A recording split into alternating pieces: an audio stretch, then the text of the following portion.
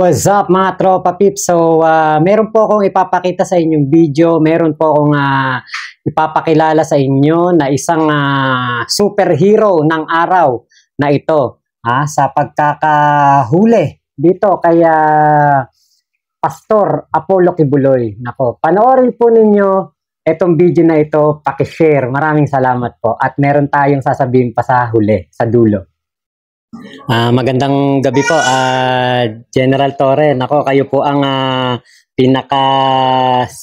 kumbaga, kilalang tao ngayon dito po sa buong Pilipinas dahil po sa inyong masidhi na pagpapatupad ng warrant of arrest para kay Pastor Kibuloy.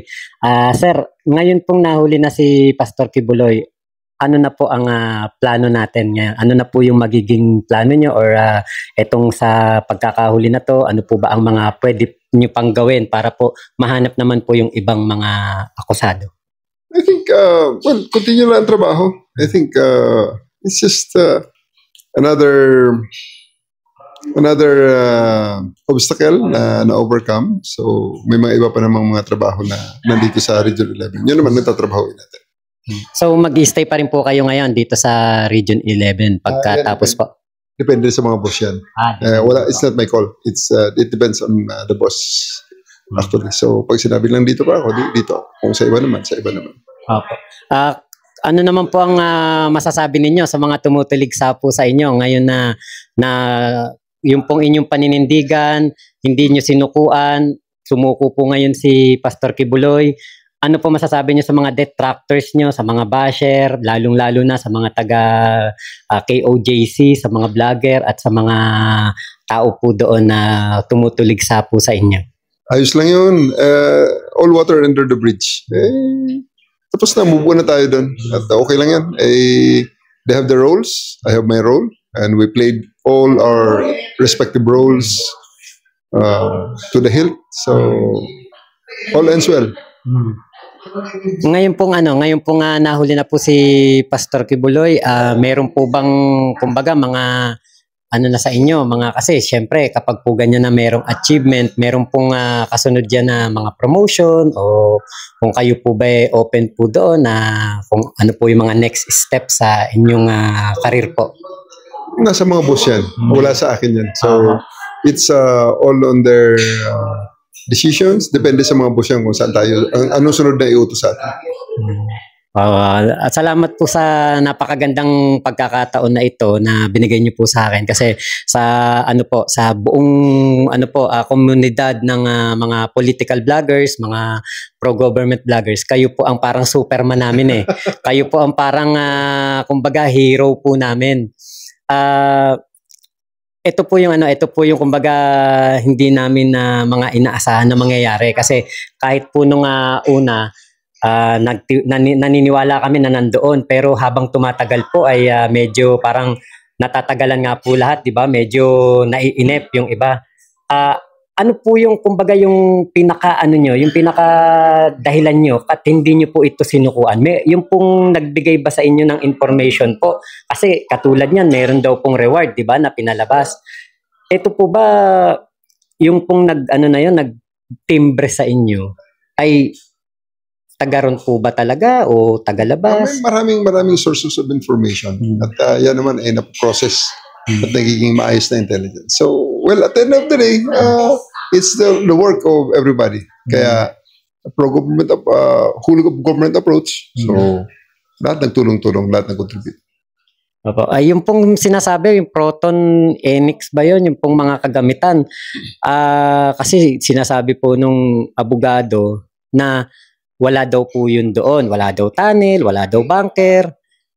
Pero doon po ba sa inyong pagsasurvey doon, yung pong sa inyong paghuhukay, meron po talaga kayong kumbaga malakas na kumbaga yung sa kalooban nyo, andun talaga si Kibuloy? Yeah, we know.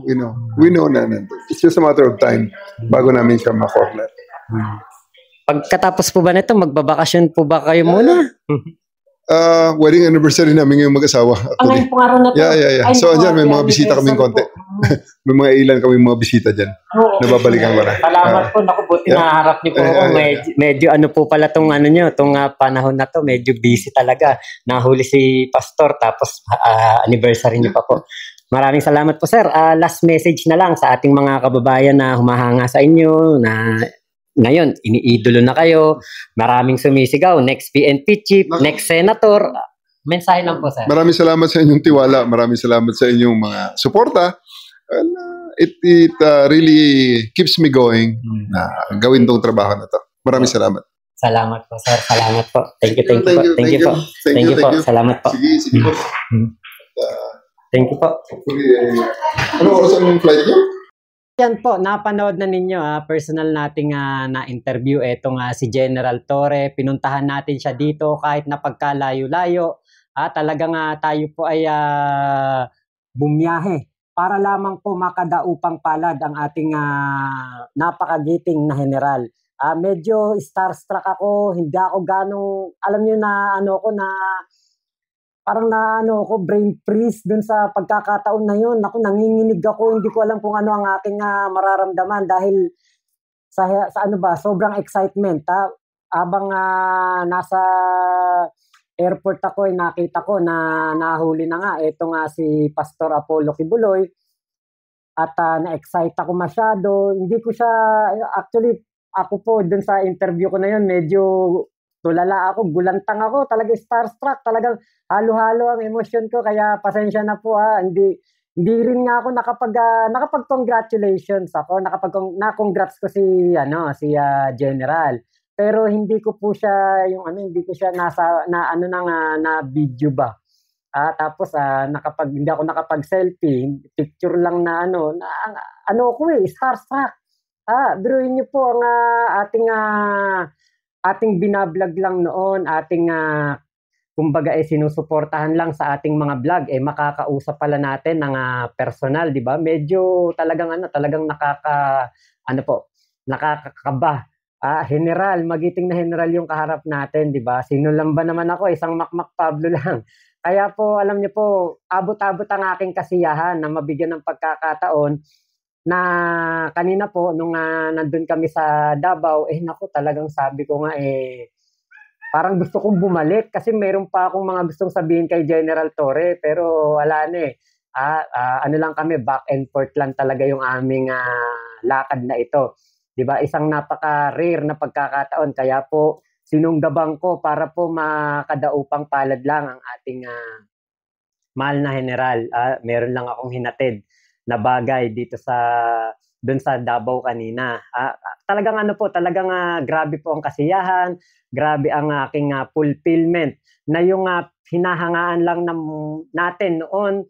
Nakikita lang natin sa mga interview, nakikita lang natin sa mga video, sa may KOJC, nakadaupang palad. Naku, talagang alam niyo yung paglapit ko kay General Torre, nagkamay kami, magandang gabi sir, ganyan. Tapos, ewan ko, parang bigla ko siyang nayakap, bigla kong naganon yung kamay niya, parang tatay ko, parang alam mo yung nakita ko yung aking long lost na kamag-anak, parang tatay ko, tito ko, talagang sobrang saya nung akin pong experience na yun. At napakabait po, napakabait. Very welcoming, very accommodating. Hindi mo iisipin na general yung kaharap mo. Sobrang down to earth. Sobrang yung talagang masasabi mo, kagalang-galang, karespe-respeto, at walang kayabang-yabang. Talagang walang kayabang-yabang. Nung nga pong nandun ako, busy rin po siya kasi bukod sa anniversary niya ng kanilang asawa, ng kanyang asawa po, ano rin po nila? Marami pong tumatawag. Kaya General Torre nagko-congratulate, ang daming bumabati sa kanya. Hanggang ngayon, ngayon lang po, ngayon lang, nung makauwi kami dito, ngayon lang ako, parang ngayon lang ako nag-sink in sa akin, nakaharap ko si General Torre, ngayon lang parang parang ang dami kong gusto pang sabihin kay General Torre, hindi ko na nasabi. dahil nga po sa sobrang saya, sobrang excitement, sobrang na-starstruck tayo kay General Torre. Muli po, maraming salamat. This is a dream come true na makaharap natin ang ating iniidolo. Maraming salamat po sa lahat ng lahat ng ating mga manonood at mga magko-comment dito. Nako, salamat talaga sa napakagandang pagkakataon po na ito na makadaupang palad natin ang pinaka-superhero ng araw na ito. Actually, buong taon na to, buong Setyembre, buong taon na ito, ito ang pinaka-superhero ng pagkakataon na ito sa pagkakahuli kay Pastor Kibuloy. Talagang siya, hindi niya sinukuan, hindi niya tinigilan ito kasi nga po, sabi nga niya, nung nagkausap kami, before yung video na yon, tinanong ko siya, talaga daw malakas daw po talaga yung intel report ng nagbigay sa kanila ng information, nandoon daw po talaga sa loob ng KOJC etong si Pastor. So, 'di ba, tapos na po ang lahat ng problema ng Davao City. Wala nang pulis na magbabantay pa sa KOJC, wala nang maghuhukay, wala na pong mga magagalit na mga KOJC member, 'di ba? Natapos na po ang problema na ito. Na-relieve na lahat, nakahinga na lahat ng maluwag. Tapos na po ito, 'di ba? Ayan, mabibigyan na ng pagkakataon si Pastor sa korte na maipagtanggol ang kanyang sarili. 'Di ba? Napakaganda pong pagkakataon, 'di ba? Napakaganda na po ng lahat ng development na ito. Syempre sa pagsusumikap na rin ng ating lahat ng mga kapulisan sa PRO 11, ang babait po ng mga kapulisan doon sa sa PRO 11, doon sa sa RD. Napakababait po ng mga doon ng napakababait po din ng mga kapulisan doon at talagang sila tinanggap po tayo doon ng napaka welcome na welcome po talaga tayo. Kaya po napakagandang experience nito. Hanggang ngayon nanginginig ako.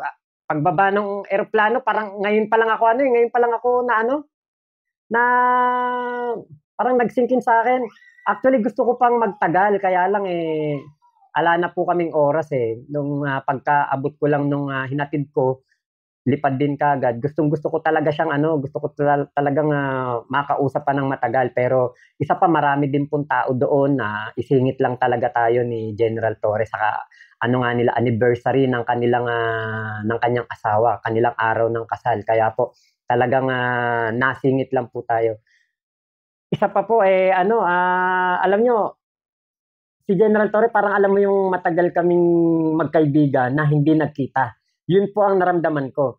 Tapos alam niyo yung sabi, biniro nga ako ni General Torre, nako, wag mong papakita sa sa misis ko yung cute mong baby kasi ang anak namin 3 lalaki, gusto daw nila ng anak na babae. Naku, baka